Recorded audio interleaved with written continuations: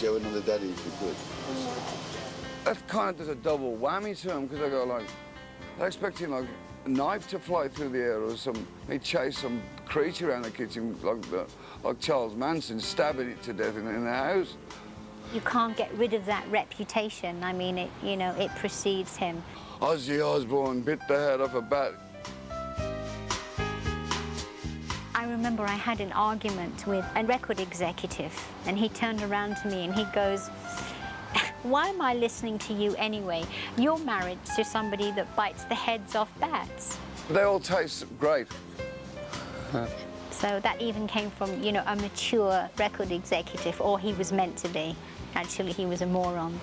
The funniest one of all was when I did Germany. And this guy, this mayor of fucking Munich or something, comes to the gig, and he comes in and he goes, "We understand you kill animals. You must give 500 mark bond that if you kill any..." I said, "You've got to be joking. You telling me about killing animals? You exterminated half the fucking world 50 years ago. And you give the balls to give me about killing a fucking rat or something." I wind them up all the time. Like, I tell people we have bat stew for dinner and stuff. And one time I did Madison Square Gardens, and they had a travelling circus with all the live animals down there. They wouldn't let me go in. I said, "I'm going to bite the head of an elephant. What the fuck do you think I am?" Or, I mean, yeah, there's a lion cage there. I'm going to go in there. If it was a pussycat, I may go, but not a lion's got teeth bigger than my arse. This is Amy. This is Kelly. Hi. And this tired one's Jack, who's been watching Aliens all night. What you got in here? Rocks. It was so funny today in school. We were watching this movie. The teacher said it was appropriate, and they were swearing in it and everything. I told you. Well, I thought it was a Christian school. Tell that to the teacher. They're at a very strict Christian school, quote unquote. Christian school. And I think they thought that we were a challenge to take on. One kid said, "You know what, Dad? My teacher said to me that he went to one of your concerts a few years ago, and that you wouldn't perform until they handed around the audience a bowl that they all spat in, and you drank the spit before." I says, "Jack, I'm your dad. If it was booze, I would have drunk it." So I think that we're an experiment for them. When I go to the Christian school, they all run away, throw holy water over each other. Don't bring your dad.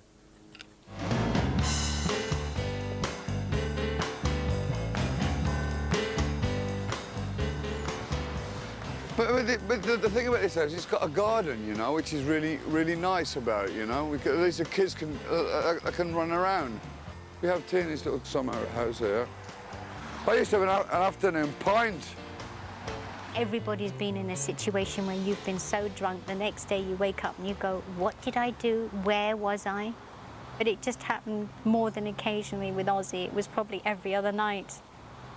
I was killing myself every day. I mean, I'd get up in the morning, drink all day. I never went out for a drink. I went out to get blasted every day.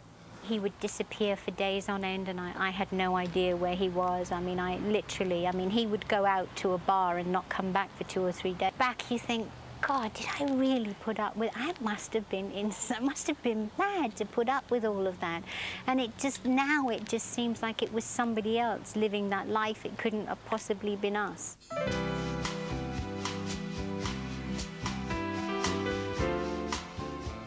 Sharon used to be something of a wild child herself. I was the most obnoxious. I was like the typical little rich bitch that everybody looks at and went, "My God, she's not here." I mean, it's like, "Oh, not her." And everybody used to like leave because I would be the loudest. I had a mouth like a truck driver. The way I see it, you got addictive people and non-addictive people. Like my wife, in the early days, would drink heavily. Worked with ELO, which had to be the most boring band in the world to ever work with. It was like working with old age pensioners. And I can remember we did this huge world tour. We were in stadiums, and it was the most boring thing. And I was the one that used to wreck the hotel rooms. I worked with Lindsay DePaul.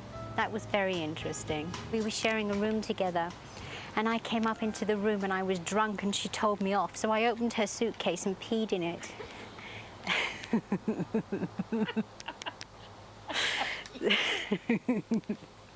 So that was the end of my working relationship with Misty Paul.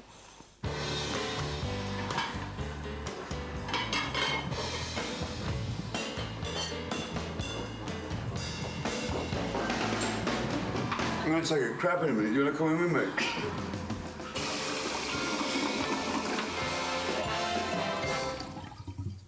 Formed character, Ozzy's favourite tipple is a carrot and celery smoothie. No, you love me. Oh my God, turning up onto me. For Ozzy, it wasn't just the drugs and the booze that were the problem. When I first came to America, I couldn't believe it. In England, when you meet a girl, you've got to do the chat, and then eventually you get her in the sack. About 3 weeks later, over here, forget it, it was straight in, you know. No mess, and they'd come and tell you, and I'll fuck you, and it was like, whoa. And so it was like the sex Olympics for the first 10 years, and you know, you do all that, and it's part of the job. Then when the AIDS thing came out, I got very scared.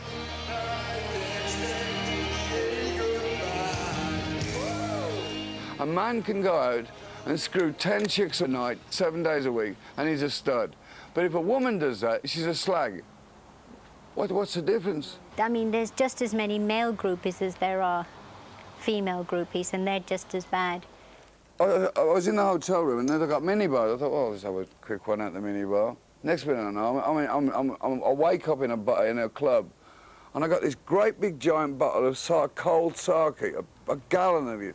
I don't know how I got to this bar, and there was this fucking Japanese chick sitting next to me. I didn't even know who she was. And I'm in bed, and he comes in, and he's got some Japanese girl who's very good looking with him.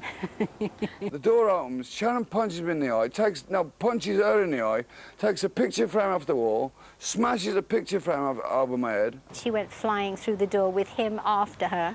I'm thinking, how the fuck did this happen? My house, and I was the only one that wasn't invited.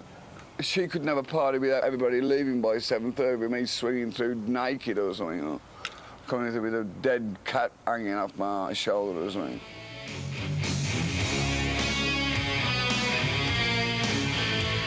He'd been on a roll for 2 months, and he was making all kind of concoctions and mixing this with that and drinking.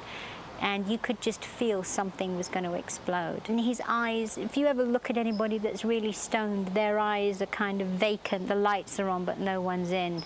And he was talking to me, and he said, we've made up our mind that you have to die.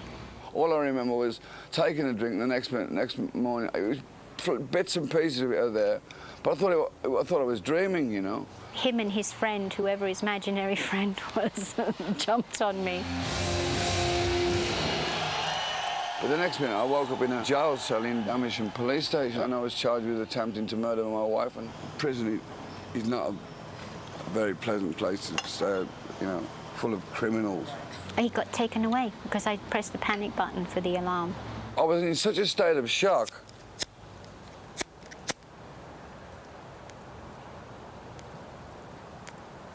Let me write a new one. The severity of it all, I really didn't have a chance to think about anything, you know. Like, I just assumed that there it was the end, and I'd got in touch with a lawyer and whatever. And then she had me back, she took me back, but I still didn't stop drinking.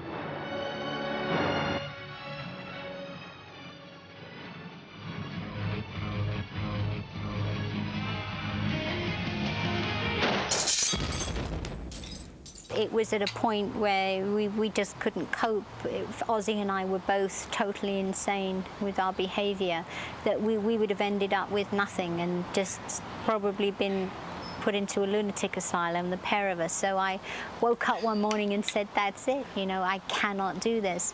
I couldn't make head and a tail of it, that she just suddenly stopped. To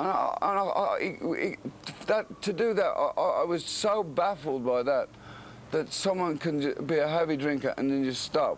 So I haven't drunk since 1980. I don't know, something just gave in, and I thought, I never want to feel like this ever again. I never want to wake up or come around feeling this dread, this impending doom. That's what I used to suffer from. So I got an addiction therapist, and they just put me unconscious for 3 weeks. Good old cup of English tea.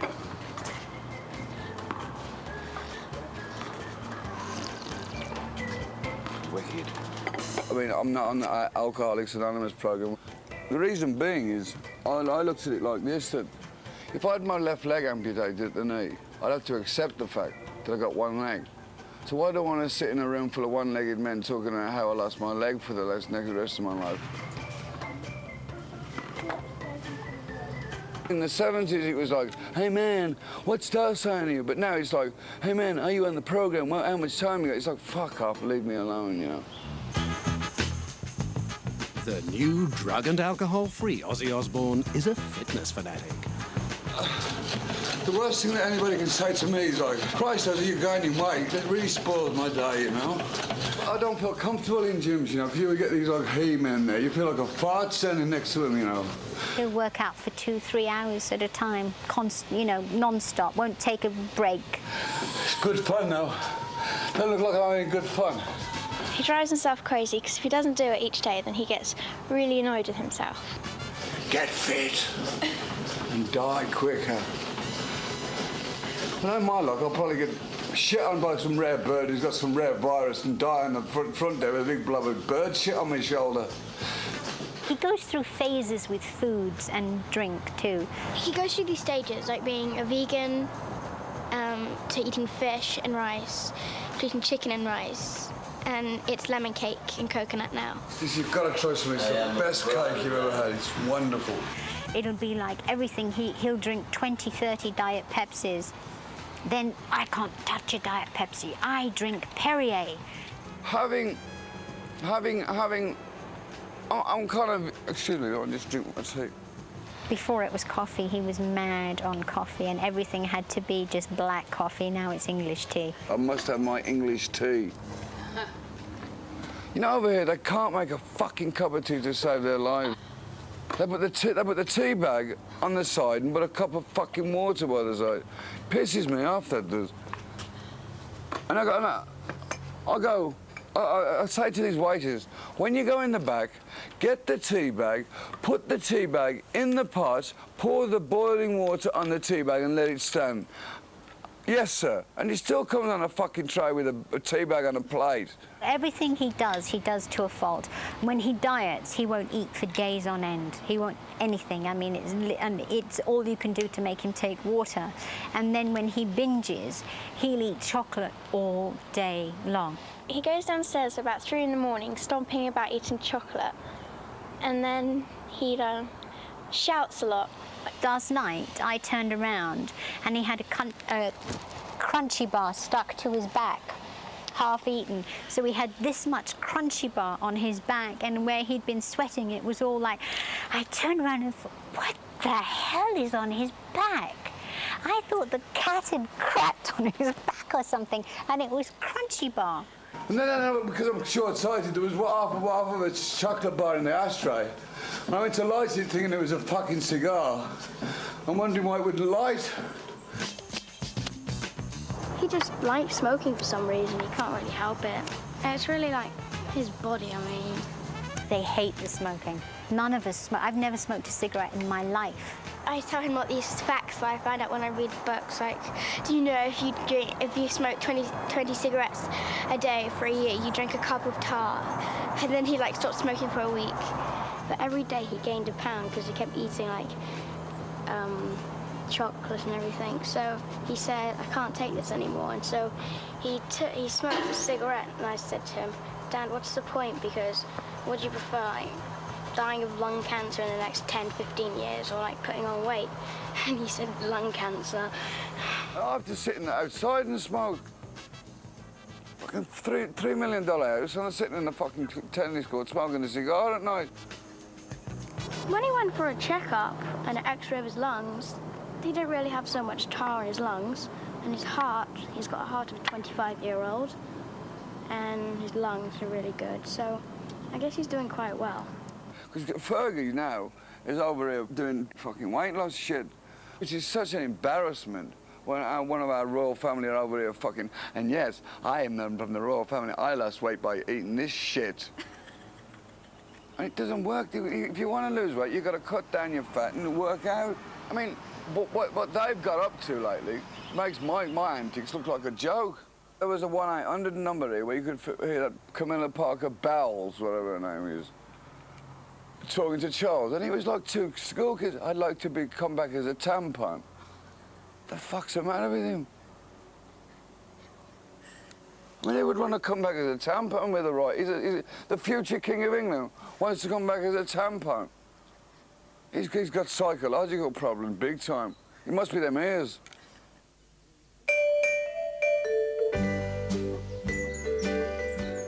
The Osbournes also have an English manor house that is much more to Ozzy's taste.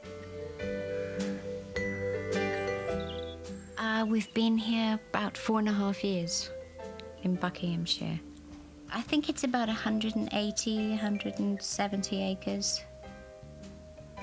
When we bought it, it was in a terrible state. It was a complete and utter shell. And he heard that I bought the house, came back from America, came down the drive and went, "This is it, you're insane. This is the last straw."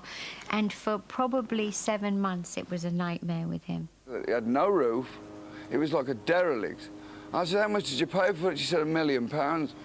I said, "You must be insane." And I must be even more insane for working my arse off for you to buy it. But she's turned the house into an absolute palace.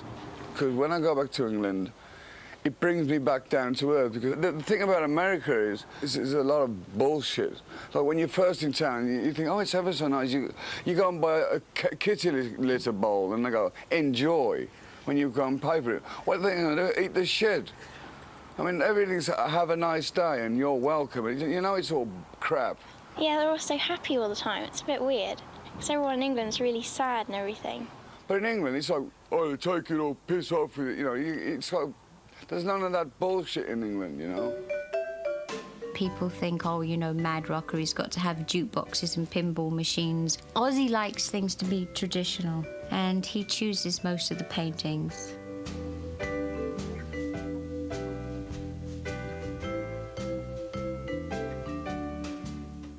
I bought it for Ozzy for a Christmas gift, and I thought it was really funny, highly amusing, would work perfectly in this room. And he went nuts. He thought it was the ugliest thing he'd ever seen. He took it. I had it hanging up. He took it down, and I found it in the garage, and I put it back. And then it went missing for a week, and I thought he'd returned it to the store, and then I found it in the boot of the car.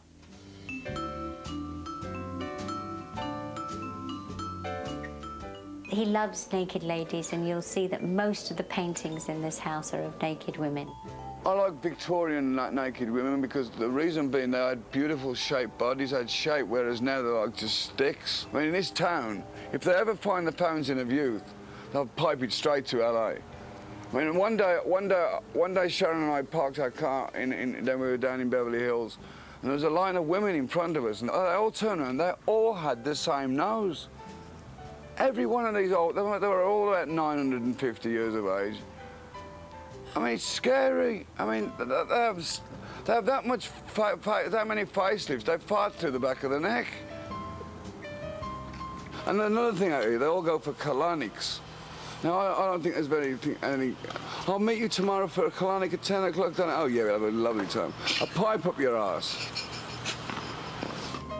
We have the urinals because I keep screaming at Ozzy because he pees on the seat all the time. And having 3 women in the house, we're always screaming at him, so we had the urinals put in for him. He usually ends up sleeping in the kitchen with the dogs, and he lives in it kind of like all day. That's his room, the couch on the kitchen. Come on. The family has 5 dogs, but there's no doubting who Ozzy's favourite is. Baldric the Bulldog. That's Ozzy's dearest thing in the world. He loves him more than us.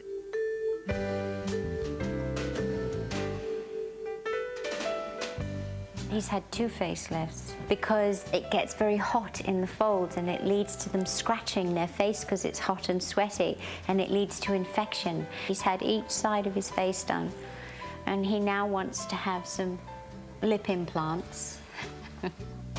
Baldrick hates being parted from Ozzy. He kind of goes through these phases where he won't talk to anyone, and he really does pine for him terribly. Because literally when they're together, they do everything together when Ozzy's here. When Ozzy rides his motorbikes, Baldrick's at the side and goes riding with him. They sleep together, everything. Look at him, how handsome he is. It was Christmas Day, and I'm working out in my workout room, my gym in my house in England, and Sharon comes in and she goes, "I got you a great Christmas gift." I said, "Is it breathing?" She said, "Well, don't be like that, come down." I walked down and she's bought one of these Vietnamese black pot-belly pigs. I said, "You know what, whether it's Vietnamese or whether it's English or Chinese or whatever, they stink and they shit everywhere. I don't want it, take it back." So anyway, I'm working out in my room and she said, "Dogs have attacked the pig." So from working in this abattoir, if a pig is freaking out, you pick it up by the back legs to disorientate it. So now I'm standing there in the kitchen of my house. This pig is shitting currents out of its eyes like buckshot because it's scared. Half its head's ripped off from the dogs. I've got the pig, I'm holding it like this now. I don't care if you're Arnold Schwarzenegger. You hold the pig on, it gets pretty heavy after 5 minutes. I'm going, "Sharon, call the vet." And the dog's like, "Bacon, give me some more." You know, I've kicked the dog out the way, and Sharon's giving me the most almighty bollocking in the kitchen for holding his pig upside down. And you can't get rid of the smell. I had to incinerate all my clothes, have professional cleaners to steam clean the fucking kitchen. Bond, James Bond. In LA, the only family pet is a parrot. Dad, that's sick. Can you give me like impetigo? And we've got a little bird here, and the bird goes and it kisses Ozzy. Hello. Hello! He loves me, the canary does. He puts his head in my mouth. People go, "Oh no, oh no." You can have him tomorrow for lunch on a sandwich. But it's a joke. The bird just happens to like Ozzy. My bird. This is my brother's stinky bear that he never washes and it smells really bad. This is Baby. I've had him for 11 years now. But this bear, I have sent private planes, I've sent couriers, I've sent messengers. He's like a part of the family. When we can't find him, we all go into a major panic. It's only a piece of rag stuffed with a load of crap, but, you know. Don't be mean. Oh. That's all he really is. He's not alive, is he? I think I like it because he reminded me of the way I used to look. Hi, Ozzy. Get me another drink.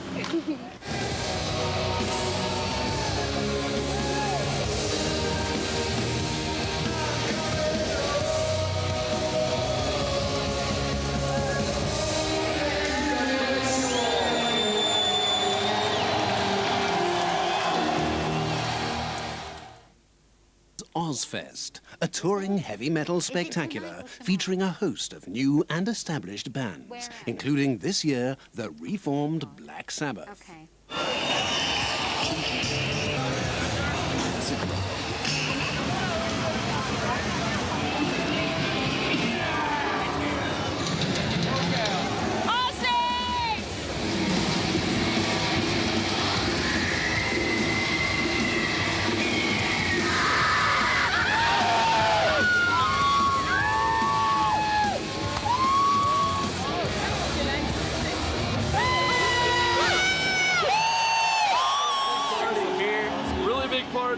From a lot of people joining together to form brotherhood,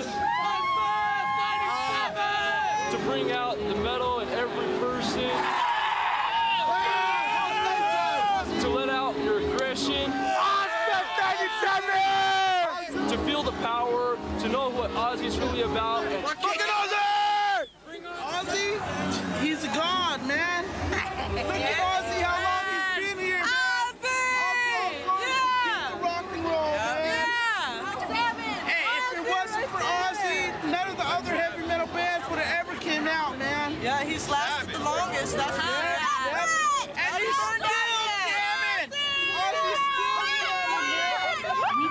really wide variety of fans. We have from like 14, 15-year-olds to 45-year-olds. But if you look and you go out later on, you'll see that there's these huge areas where you'll see guys they have these slamming pits. And it looks like some kind of ancient ritual where they go around in circles and they slam each other. Don't ask me why, but they do it and it's very popular. They really hurt each other, but it's part of it.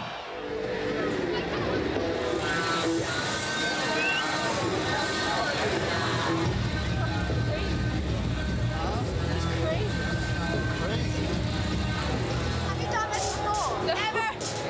I don't even take my top off in front of my fiance, okay? There's a lot of breast painting that goes on this tour. A lot of body painting, piercing, tattooing. Wouldn't you want to have Ozzy on your tits? I love it. I wish to take the paint off. That's why I keep getting the hose to try and get the paint off. The wife starts going. Ozzy and Sharon like to take their children on tour with them whenever possible.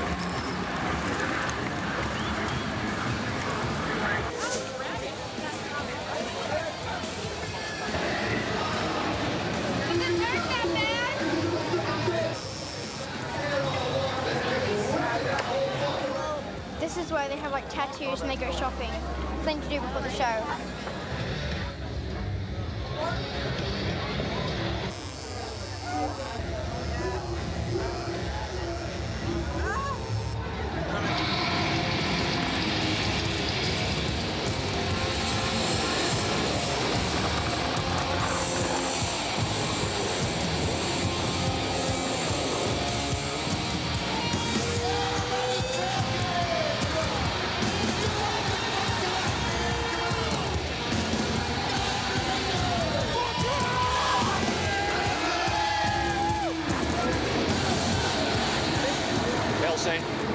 So this is my dad's room. Can we go in there? Yeah, no, he's not in yet. This is where I sit with my dad for about an hour before he goes on stage. And he listens to music really loud. And he punches the wall with his boxing gloves and breaks the wall down. Everything's marked, so he knows where it is. This is tea bags, the sugar, and everything's in the same place every night, so he can find it. The fruit he eats, but he's not eating strawberries because he's going to get hepatitis. And Jack opened his tuna, so it's gone rotten. These are my favorite things. This is his favorite one, with the little sleeves. He never wears them because he says they're uncomfortable. So, and he if it's cold, he wears a sweatshirt that's cut out. And if it's warm, for the Sabbath set, he'll wear this shirt. And if it's warm for his set, he'll either wear this shirt or this shirt. So he has a choice. This is his workout clothes. And stink bombs. He plays jokes and throws them in all the dressing rooms, and it smells so bad. And he had them in his bag, 100 of them, $100 worth in his bag, and he dropped the bag and they all broke, and we had to deal with an hour's drive of stink. It smelled so bad. This is Dad's underwear and socks and his shoes. These are my favorite ones. He paints them. He paints his own shoes.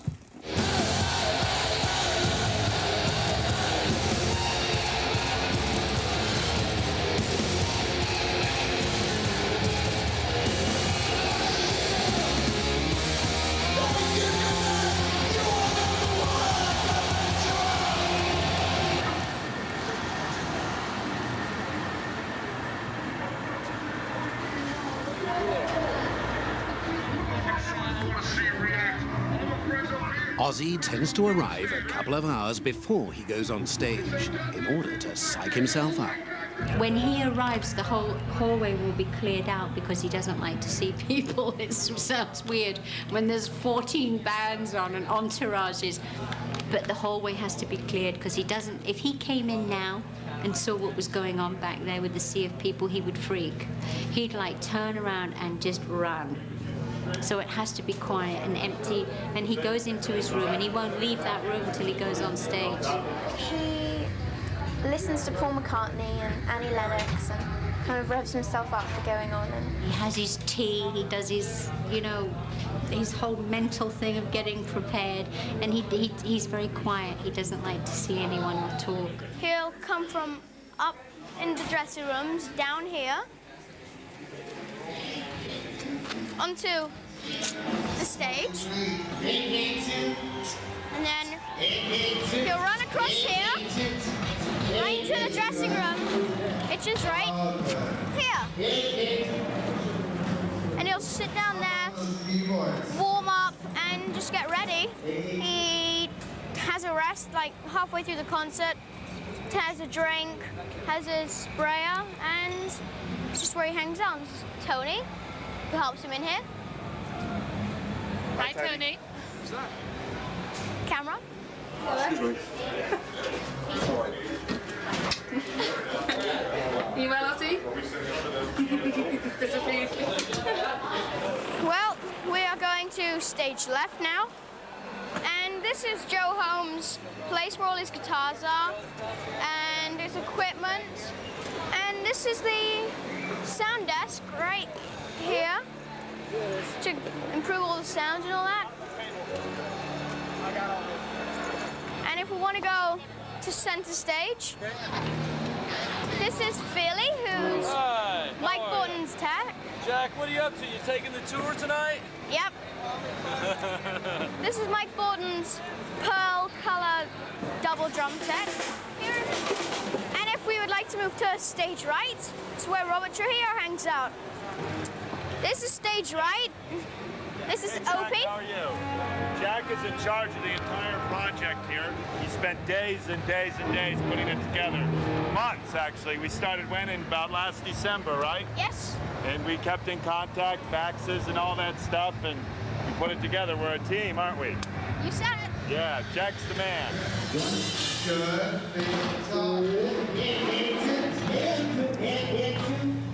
These are Dad's buckets of water that he uses to get people wet. This is the bin that has the water in. And it's the guy that does it all. I'm Mr. Waterbucket. And that's basically it. Usually in the line of fire for a quick bollocking before he goes on stage, you know. It's like, if he's got any aggression and I happen to be going by, I get it, so I stay away. Straight on. Right at his back.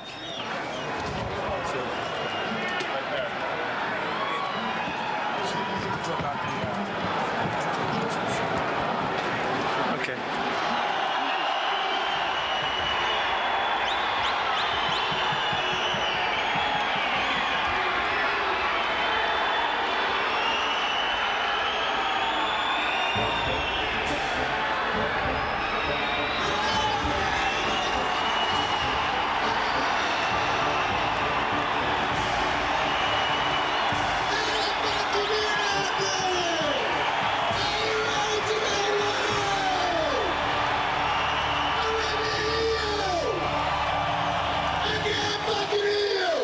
My wife and I have come up with incredible ideas, but the wrong time.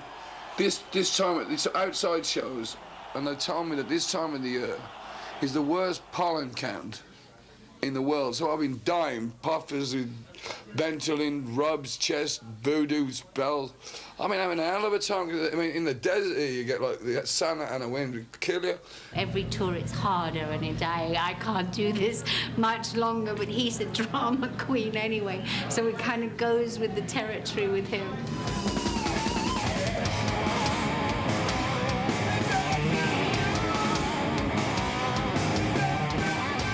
He goes on at 8:30 and he does his Ozzy Osbourne show with his own band, and he does an hour with them.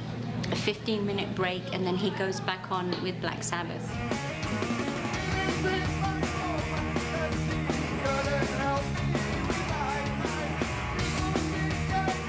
So what are you going to do tomorrow? Are you going to chill out?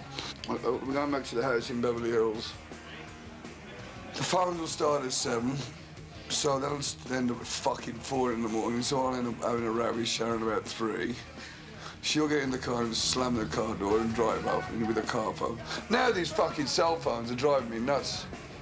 I mean, it's like living in a fucking amusement arcade. There's beepers and bleepers going on all under the bed, in the fucking bird cage, everywhere. The bird answers one now. Hello! Whoa, yeah. Everybody's got these wretched things. I hate them. I want to go and blow them all up. Whoever invented them fucking things. You got a car phone and a portable. What's the point? You're going to do 2 calls at the same time and drive. I don't know. When's it all going to end, you know?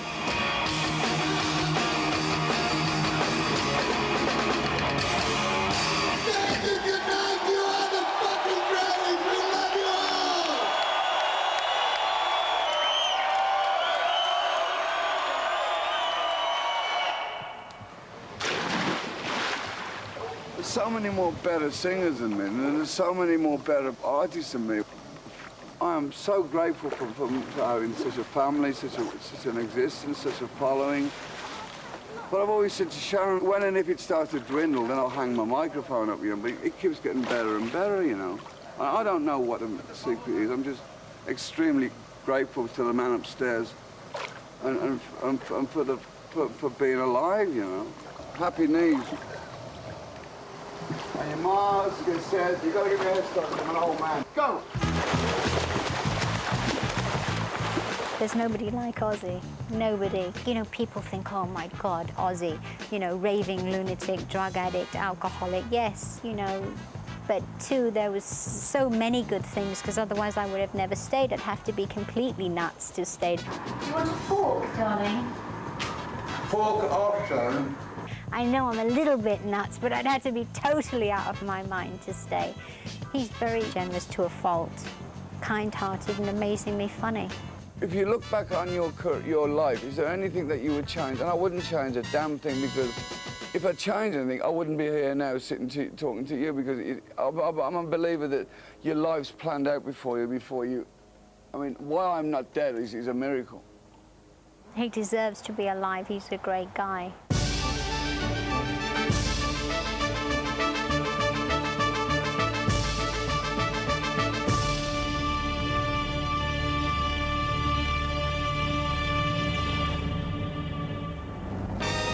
The luckiest people in the world. I love you. Love you too. Love you. Lunatic. No, I'm trying. Give us some tongue. Shut up. It's disgusting. Can we have sex tonight, Mum? No chance. I'm tired. I've got a headache. I've got a really bad headache. Come on, Mum. We don't do it anymore. No chance. I'm tired. Well, I'm going to have to get a mistress, Aubrey. As long as it's a man, I don't mind. Well, I do. I'm not one of them. Mind you, though. Goodbye from the Addams family.